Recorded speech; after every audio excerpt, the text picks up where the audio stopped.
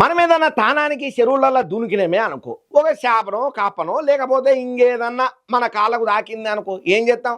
అరే సి గిదేంద్ర మామ అని అనుకుంటే జరంతా వాటిని అవతలకు నూకి మనం అవతల వాడతాం. ఇది కామనే, ప్రతి ఒక్కరు చేసే పనే అది. అయితే ఇదే ఒకవేళ మన గాచారం చక్కగా లేక మన పానం తీసే జీవే మన కాళ్ళకు తగులితే ఎట్లుంటుంది? అమ్మతోడు భయంతో దడదడలు అవుతుంది కదా. ఇక గిసొంటి వీడియోనే ఒకటి అయింది. ఒక అన్న చెప్పను ఈడి వచ్చింది చూడుండ్రి.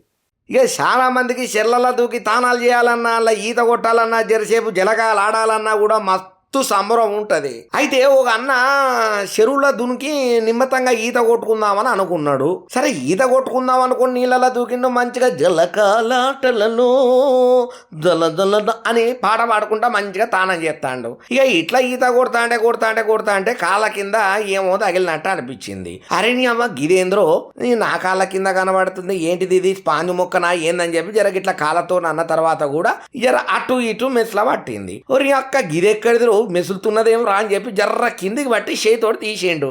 అది కప్ప పిల్ల కాదు, పాము పిల్ల కాదు, శాప పిల్ల కాదు, ఏకంగా అన్న చేతులలోకి వచ్చింది మొసలి. ఒక పెద్ద మొసలి నోరు తెరుచుకుంటా ఉండేటాలకు అన్న గుండెలు ఒక్కసారిగా గులాబ్ జామ్ అయినట్టు అయినాయి. దెబ్బకు దడ పట్టుకుని మొసలినట్టు ఇసిరేసి దన్నుమని ఒడ్డుకాడు గురికొచ్చిండయ్యా. ఏదేమైనా ఇప్పుడు ఈత కొడతా అంటే అన్నకు మొసలి ఏదైతే కాళ్ళ కింద దొరికితే ఈయన చేతుల పట్టుకుని అటు ఇసిరేసిండు. చూసిండ్రా? ఈ వీడియో మాత్రం సోషల్ మీడియాను షేక్ చేస్తున్నది. కానీ ఏ మాట కా మాట అని చెప్పాలి, లేచినయాల అన్న గడియలు మంచిగానే ఉన్నట్టున్నాయి. కిస్మత్ బచాయించి పానాలకేం ప్రమాదం కాకుండా జప్పున అవతల పడ్డాడు, లేకపోతే ఇంకెంత పెద్ద కథ అవుతుండేనో ఏమో. అన్న ఏదేమైనా కానీ నీకు భూమి మీద నూకలు బాగానే ఉన్నాయే అని చెప్పి మంచిగా కామెంట్లు పెట్టుకుంటా అన్నగారి వీడియోను ట్రెండింగ్లకు తిప్పుకుంటా ఎంజాయ్ చేయబట్టిండ్రు ఈ ముచ్చటరికైనా ప్రతి ఒక్క నెటిజను.